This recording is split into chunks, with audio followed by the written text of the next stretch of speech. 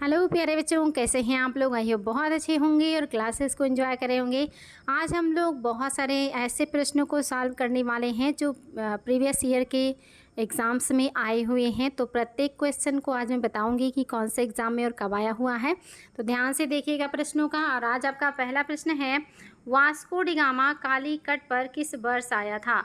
अब देखिए ये क्वेश्चन आपका CGL PCS प्री 2004 में आया हुआ है।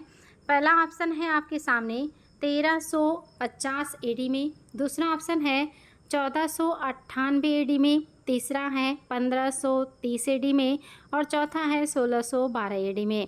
और इसका उत्तर तो मेरे सभी बच्चों को पता है बिकॉज बहुत फेमस प्रश्न है ये। 1498 ईस्वी में जो वास्को डी गामा है वो आए थे भारत अब्दुल मनीद के मार्गदर्शन में, जो गुजरात के व्यापारी थे। और ये कालीकट बंदरगाह पे उतरे थे और इनका स्वागत जमोरिन शासक ने किया था। नेक्स्ट क्वेश्चन है आपके सामने, निम्नलिखित में से कौन नीला जल योजना ब्लू वाटर नीति से संबंधित है। ये देखिए उत्तराखंड PCS प्री 2016 का क्वेश्चन है। पहला है द अल्मीरा, दूसरा है अल्बुकर्क, तीसरा है डुप्ले, और नेक्स्ट है रॉबर्ट क्लाइव। और आप सभी को पता होगा नीले जल की शांत नीति या ब्लू वाटर पॉलिसी जो लेकर आए थे वो थे डी अल्मीरा। ऑप्शन आपका पहला बिल्कुल सही है। पुर्तगाली कंपनी के पहले गवर्नर जनरल हैं, पुर्तगालियों के पहले गवर्नर जनरल हैं ये। पुर्तगालियों ने भारत में निम्नलिखित में से किस स्थान पर प्रथम दुर्ग का निर्माण किया था।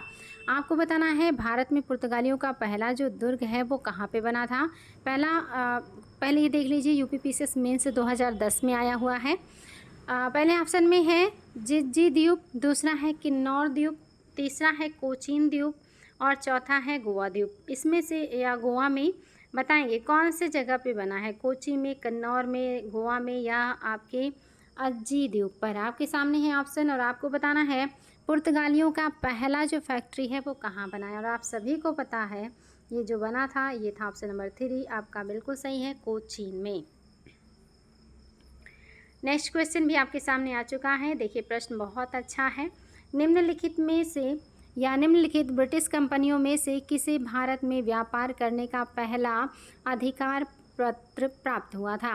और UP PCS RI में हुआ है। देखिए RI ये आपका 2014 में आया हुआ है। पहला ऑप्शन है लिबेंट कंपनी, दूसरा है ईस्ट इंडिया कंपनी, तीसरा है the east company trading in east Indies और आपका है चौथा ओस्टैंड कंपनी। आपके सामने है 4 ऑप्शन, आपको बताना है इसमें से कौन सी कंपनी है जो पहली बार पूर्व की तरफ व्यापार करने की अनुमति प्राप्त की या भारत के साथ व्यापार करने की अनुमति जिसे मिली थी। लिवेंट कंपनी है, ईस्ट इंडिया कंपनी है, the English company trading to East Indies है या आपका ओस्टैंड कंपनी है। बहुत महत्वपूर्ण है, आपका पहला ऑप्शन बिल्कुल सही है। लिवेंट कंपनी ही पहली कंपनी है जिसे भारत के साथ व्यापार करने का आज्ञा पत्र या अधिकार पत्र मिला था। नेक्स्ट क्वेश्चन आपके सामने आ चुका है। क्वेश्चन है, किस मुगल सम्राट के काल में इंग्लिश ईस्ट इंडिया कंपनी ने भारत में सर्वप्रथम कारखाना स्थापित किया था। बहुत आसान है बच्चों, आपको बताना है कि किस मुगल सम्राट के या किस मुगल साम्राज्य के काल में इंग्लिश ईस्ट इंडिया कंपनी ने भारत में सर्वप्रथम कारखाना स्थापित किया। IS प्री 2008 में आया हुआ था और साथ ही आपका 2009 में भी आया है। अकबर है, जहांगीर है, शाहजहां है या औरंगजेब हैं। और ये भी बहुत आसान है लेकिन देखिए महत्वपूर्ण प्रश्न है। आप सभी को पता है जहांगीर के समय में ही पहली फैक्ट्री इनकी लगी थी 1611 में मसूलीपट्टनम में, और दूसरी फैक्ट्री या जिसको अस्थाई फैक्ट्री कहते हैं वो लगा था इनका 1613 में सूरत में। तो आपका ऑप्शन नंबर 2 बिल्कुल सही है। ईस्ट इंडिया कंपनी के प्रारंभिक दौर में वेस्टर्न प्रेसिडेंसी कहाँ थी। आपको बताना है ईस्ट इंडिया कंपनी के प्रारंभिक दौर में जो वेस्टर्न प्रेसिडेंसी है ये कहाँ थी। सूरत में, आपके सतारा में, आपके मुंबई में या आपके पणजी में। आपके सामने है ऑप्शन और आपको देना है जवाब। बताएंगे बच्चों आपके हिसाब से क्या है जो सही हो जाएगा। आपका जो सही है वो है आपका ऑप्शन नंबर पहला, आप सभी को पता है पहला फैक्ट्री इनका सूरत में ही लगा है, तो निश्चित ही ये आपके भारत के पश्चिम इलाके में है, तो यही इनका वेस्टर्न प्रेसिडेंसी है। आपका पहला ऑप्शन बिल्कुल सही है, सूरत। ईस्ट इंडिया कंपनी ने किस अंग्रेज गवर्नर जनरल को औरंगजेब द्वारा भारत से निष्कासित किया गया था? कौन है जिनको भारत से निष्कासित किया गया है औरंगजेब के द्वारा? पहला है ओंगियार, दूसरा है सर जॉन चाइल्ड, तीसरा है सर जॉन गेयर और चौथा है सर निकोलसन बेल्ट। बताएंगे बच्चों किस गवर्नर जनरल को या किस गवर्नर को भगाया गया है औरंगजेब के टाइम पीरियड में? कौन सा अंग्रेज गवर्नर है? और ये क्वेश्चन भी देखिए MPPSC प्री 2008 में आया है और जो सही है वो है sir John child. Option number 2 आपका बिल्कुल सही है। निम्नलिखित में से कौन सा एक सही सुमेलित नहीं है? UPGIC 2017 का क्वेश्चन है। क्या कर्नाटक का प्रथम युद्ध 1746 से 48 के बीच हुआ था? क्या कर्नाटक का द्वितीय युद्ध 50 से 52 में हुआ था? क्या कर्नाटक का तृतीय युद्ध 58 से 63 में हुआ था? क्या पानीपत का तृतीय युद्ध 1761 में हुआ था? जो सही सुमेलित नहीं है आपको वो बताना है। आपके सामने है 4 ऑप्शन और आपको देना है जवाब। बहुत ही शानदार प्रश्न है बच्चों, याद रखिएगा। पानीपत का तृतीय युद्ध तो 1761 में हुआ था, इसमें कोई डाउट नहीं है, तो ये तो सही है और आपको गलत बताना है। प्रथम कर्नाटक युद्ध 46 से 48 के टाइम पीरियड में बता रहा है। कर्नाटक का द्वितीय युद्ध 50 से 52 के समय में, और आपका कह रहा है कर्नाटक का जो तृतीय युद्ध है ये 58 से 63। तो ये आपका 58 से 63 है ये सही नहीं है, क्योंकि 59 में बेदरा के युद्ध के साथ ये समाप्त हो गया था, तो 63 तक नहीं चला था, इसलिए आपका ऑप्शन नंबर जो 3 है ये आपका सही नहीं है। नेक्स्ट क्वेश्चन देखिए, भारत में फ्रांसीसियों ने अपना सबसे पहला कारखाना किस स्थान पर लगाया था? निम्नलिखित में से कौन सा स्थान है जहां पहला कारखाना लगाया था फ्रांसीसियों ने? पहला ऑप्शन है सूरत, दूसरा है पुलिकट, तीसरा है कोचीन और चौथा है कासिम बाजार। और आप सभी को पता है कि जो सही है वो है आपका ऑप्शन नंबर फर्स्ट। सूरत में ही पहला कारखाना फ्रांसीसियों ने भी लगाया और अंग्रेज़ों का भी पहला कारखाना सूरत में ही लगा था। नेक्स्ट क्वेश्चन आपके सामने है, देखिए बिहार PCS 2019 में आया है। डच ईस्ट इंडिया कंपनी ने किस वर्ष अपनी फैक्ट्री पटना में स्थापित की थी? पहले ऑप्शन में 1601, दूसरे ऑप्शन में है 1632, तीसरे ऑप्शन में 1774, चौथे ऑप्शन में है 1651 और पाँचवें ऑप्शन में है उपरोक्त में से कोई नहीं या एक से अधिक। बताएंगे बच्चों आपके हिसाब से क्या है जो सही हो जाएगा? निश्चित ही बच्चा लोग बहुत ही शानदार प्रश्न है, तो जो आपका सही है वो है आपका ऑप्शन नंबर 2 1632। 1632 में डचों ने अपना पहला कारखाना लगाया था चिंसुरा में।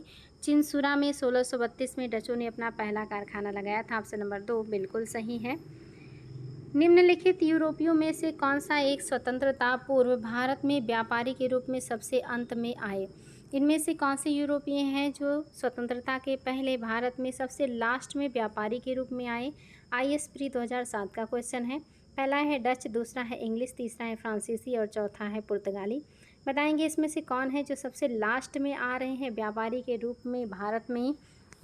तो आप सभी को पता है सबसे लास्ट में इसमें आपके फ्रांसीसी आए हैं। सबसे पहले आप सभी को पता होगा पुर्तगाली आए हैं, उसके बाद डच आए हैं, फिर आपके अंग्रेज आए हैं, उसके बाद डेनिश आए हैं और लास्ट में आपके आए हैं फ्रांसीसी और उसके बाद स्वीडिश। नेक्स्ट क्वेश्चन, निम्नलिखित में से किस या किन स्थानों पर डचों ने अपना व्यापारिक अड्डा स्थापित किया था? इसमें से कौन सा स्थान है जहां पर डचों ने अपना व्यापारिक अड्डा स्थापित किया है? UPPCS प्री 2017 का क्वेश्चन है। पहले में है नागापत्तनम और चिंसुरा मछलीपट्टनम, दूसरे में है सूरत, भरूच और आगरा, तीसरे में है कोचीन, अहमदाबाद और पटना, चौथे में है उपरोक्त सभी। बताएंगे बच्चों कि इनमें से कौन से स्थान हैं जहां पर डचों ने अपने व्यापारिक जो संस्थान है वो खोले थे? याद रखिएगा उपरोक्त सभी सही हो जाएगा। नागापत्तनम, चिंसुरा, मछलीपट्टनम, सूरत, भरूच, आगरा, कोचीन, अहमदाबाद, पटना, सभी जगह पे डचों का कारखाना स्थापित हो गया था।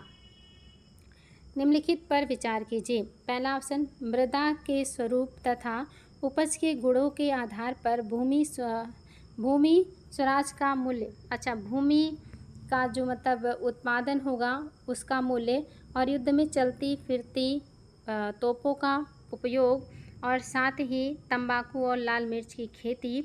आपको बताना है कि इनमें से कौन सी चीज़ें हैं जो अंग्रेज़ों को भारत के द्वारा दिया गया, जो अंग्रेज़ों द्वारा भारत को दिया गया, यानी कि अंग्रेज़ों की देन है भारत को।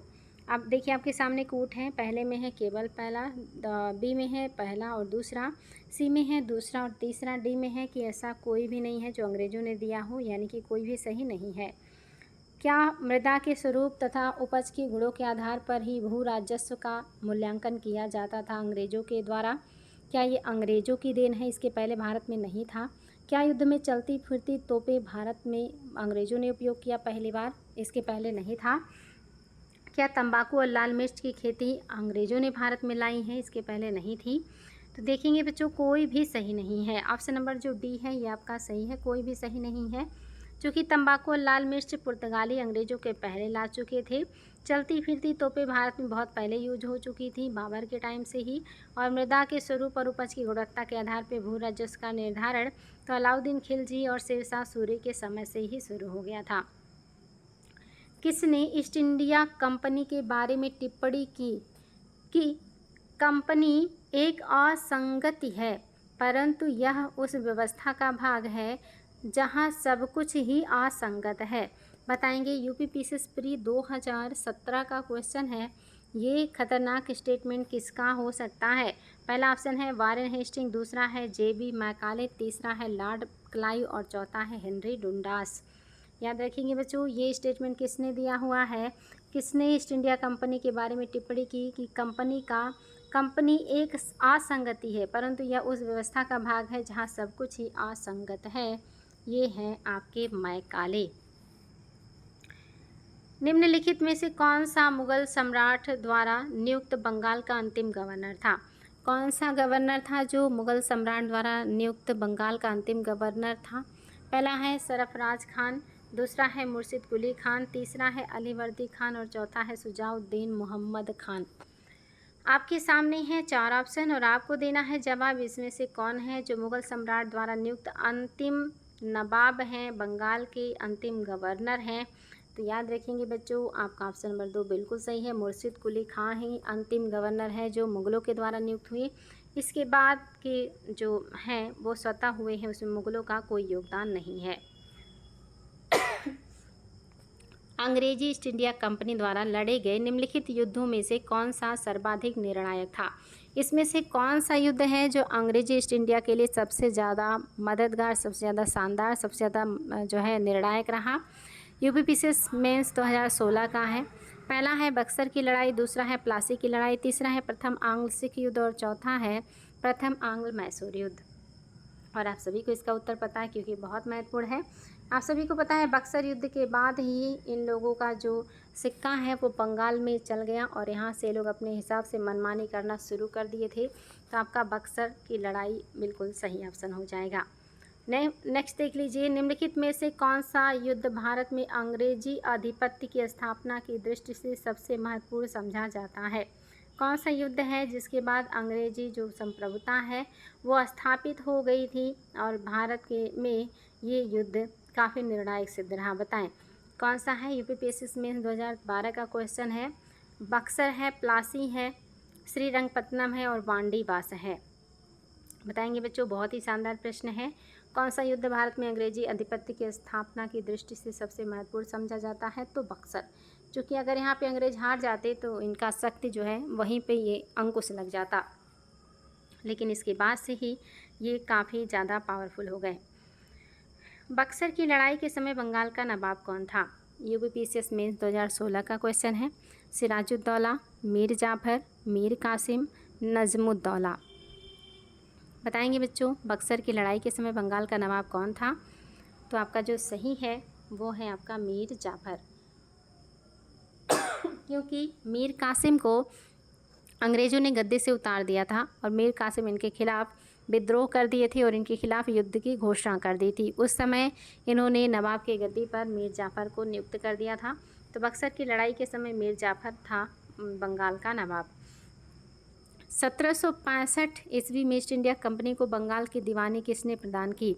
बंगाल के नवाब ने, मुगल सम्राट ने, इंग्लैंड के शासक ने या अफगानों के राजा ने? बताएंगे बच्चों कौन सा है जो सही हो जाएगा आपके 1765 के ईस्ट इंडिया कंपनी के बंगाल की दीवानी के पीछे कौन सा रीज़न जिम्मेदार है, कौन है जो ऐसा कर रहे हैं, किसने किया था ये काम। तो आप सभी को पता है मुग़ल सम्राट थे उस समय शाह आलम सेकंड, उन्होंने ईस्ट इंडिया कंपनी को बंगाल की दीवानी प्रदान कर दी थी। बच्चों ये थे आपके 20 क्वेश्चन जो विभिन्न एग्ज़ाम में देखिए आए हुए हैं, खास करके आपके आईएएस और पीसीएस में बहुत ज़्यादा पूछे गए हैं। अन्य एग्ज़ाम्स में भी ये क्वेश्चन बहुत ज़्यादा पूछे गए हैं, चाहे कोई किसी भी एग्ज़ाम की तैयारी कर रहा हो, इस तरह के प्रश्न आपको हर एग्ज़ाम में देखने को मिलेंगे। तो आज के लिए इतना ही, फिर मिलेंगे ऐसे ही शानदार प्रश्नों के साथ। Thank you.